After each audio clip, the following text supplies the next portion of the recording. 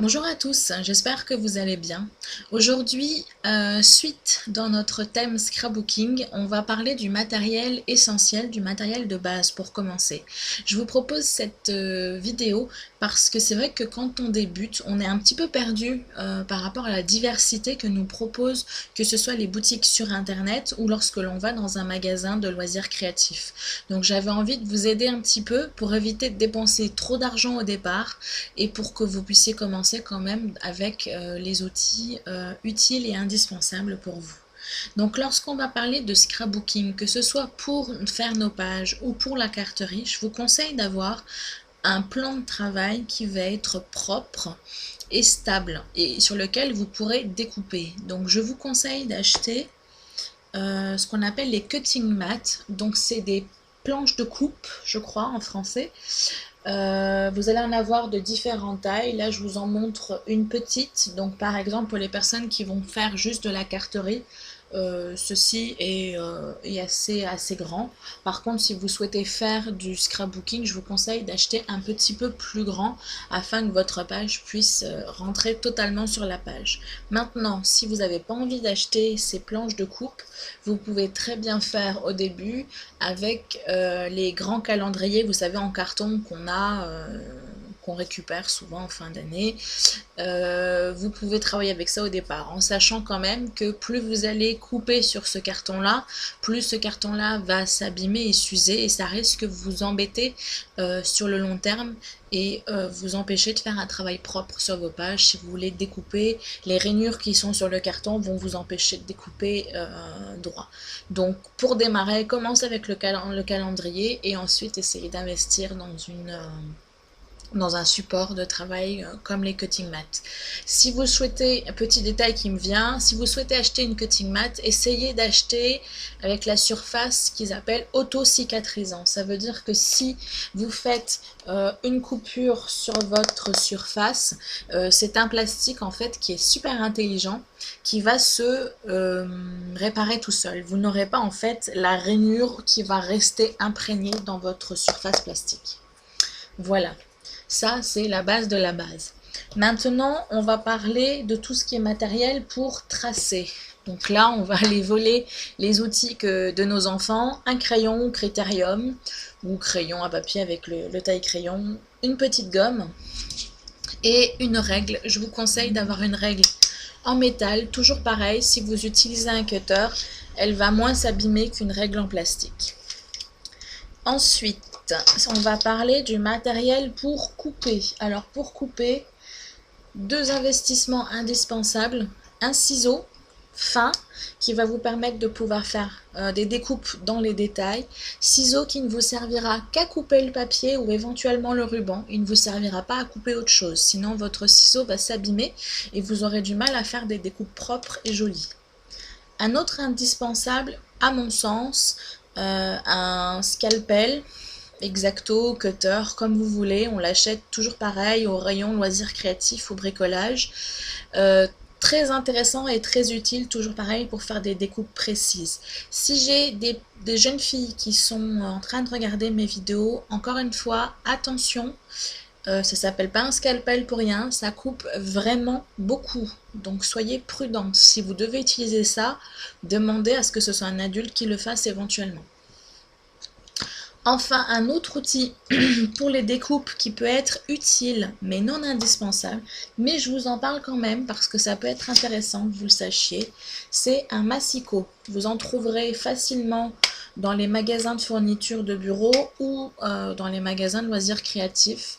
Faites attention si vous achetez d'acheter un massicot qui soit assez grand et qui puisse vous permettre de pouvoir l'utiliser par rapport à vos feuilles de scrapbooking. Les feuilles de scrapbooking spécifiques scrapbooking font 30 cm par 30 cm. Donc faites attention que votre massicot puisse accepter ces feuilles-là au besoin, ça peut toujours servir. Ensuite, faites attention, certains massicots coûtent plus cher que d'autres, simplement parce qu'ils vous proposent des options de découpe différentes. Vous allez en avoir qui vont vous faire une découpe droite, d'autres qui en plus vont vous apporter les découpes en pointillés, les découpes en zigzag et tout ça.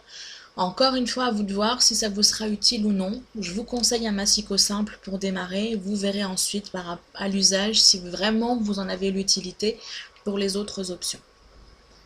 Enfin, on vient de parler de couper, on va parler forcément de coller. Là, c'est pareil, je vais avoir deux indispensables et quelques autres qui peuvent être utiles mais non indispensables. Indispensable, bâton de colle, simple, basique. Faites attention juste qu'il soit marqué sans acide si vous devez l'utiliser par rapport à vos photos. L'acide contenu dans les colles, les encres, etc.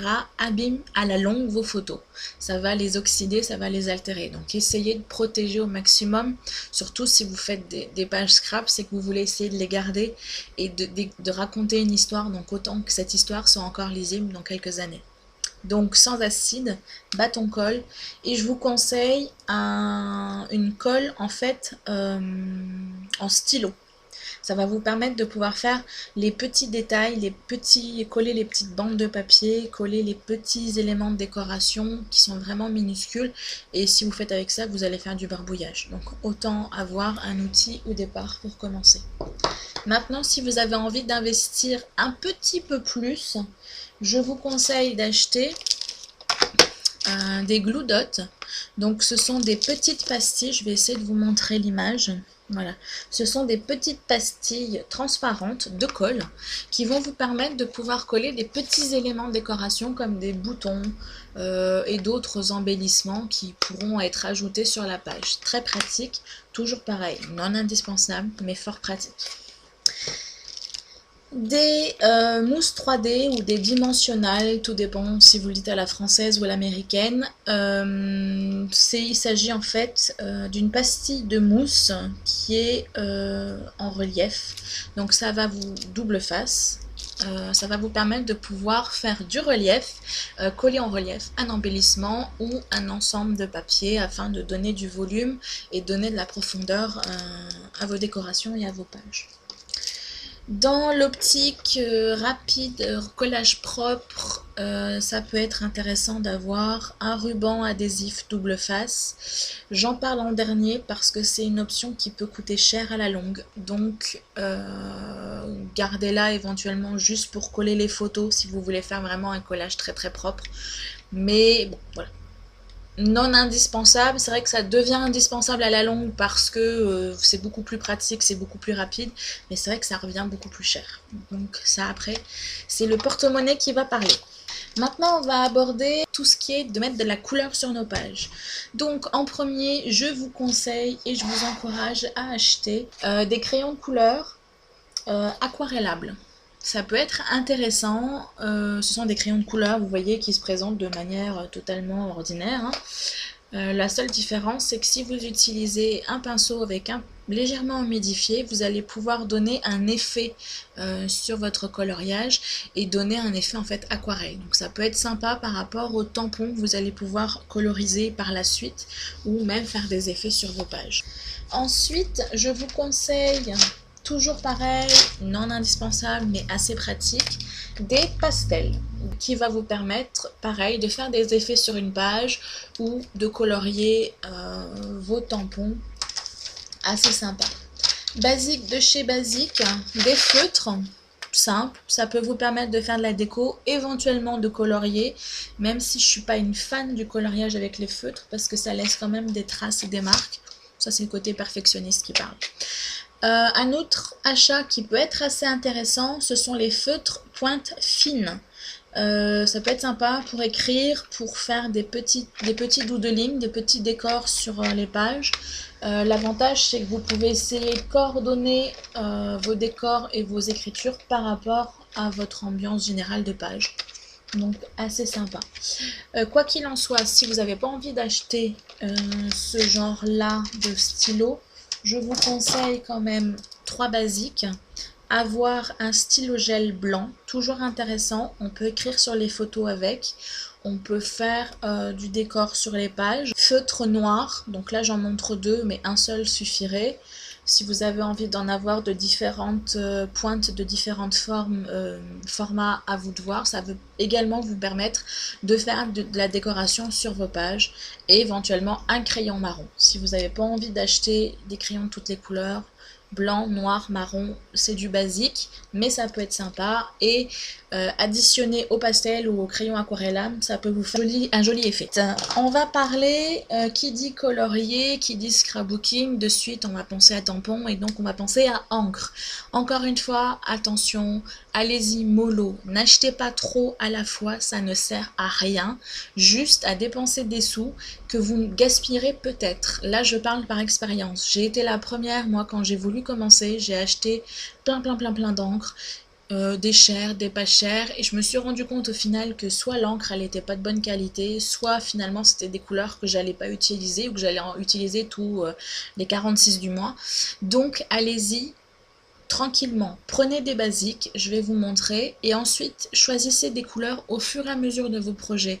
Vous savez que vous allez avoir une page avec du jaune, du rose et du bleu, achetez juste rose, jaune et bleu. Vous verrez pour les verts, les violets et les prunes et les abricots plus tard. Pour l'instant, allez-y tranquillement, vous allez voir, votre collection va augmenter assez rapidement, sans problème. Donc pas à pas, tranquillement, n'achetez pas des choses comme ça pour acheter. Compulsif, ça sert à rien.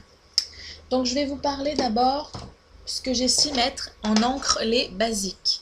Donc vous allez avoir, encore une fois, je reviens à mes 3 basiques, blanc, noir, marron. C'est triste, peut-être, mais c'est du basique, ça va avec n'importe quoi. Vous avez une feuille blanche, vous avez une feuille jaune, vous avez une feuille noire, ce que vous voulez, vous pourrez tout faire avec ça. Si vous avez envie d'investir un tout petit peu plus, je vous conseille éventuellement d'acheter une encre Stazone. Donc à la différence, je reviendrai, je vous ferai une vidéo sur les encres bien détaillées, mais à la différence de celle-là par exemple, la Stazone est une encre qui sèche vite, qui va vous permettre de travailler les aquarelles sans que ça bave, et vous pourrez l'utiliser sur différentes surfaces. Donc éventuellement Stazone, noir et marron si vous voulez être un petit peu perfectionniste, et des encres simples type Colorbox, blanc, marron et noir. Après, par la suite, au fur et à mesure de vos projets, vous pouvez acheter des encres qui sont vendues en lot, qui sont vendues seules, qui sont vendues les grands inkpads qui sont vendus comme ça. Après, ça c'est vraiment au fur et à mesure que vous allez créer votre collection par rapport à ça. À savoir également, je viens d'y penser parce que je viens de voir mes pots de peinture, vous pouvez utiliser la peinture acrylique également pour faire du coloriage sur vos pages. Donc soit si vous utilisez, vous faites un style un peu mix média, vous pourrez l'utiliser pour faire des fonds sur vos pages ou pour le tamponnage. C'est assez sympa avec les tampons en mousse, donc on parle bien de tampons qui n'ont pas beaucoup de détails, donc les tampons assez grossiers, les alphabets, les grosses fleurs, les gros éléments de décoration, ça peut être assez sympa.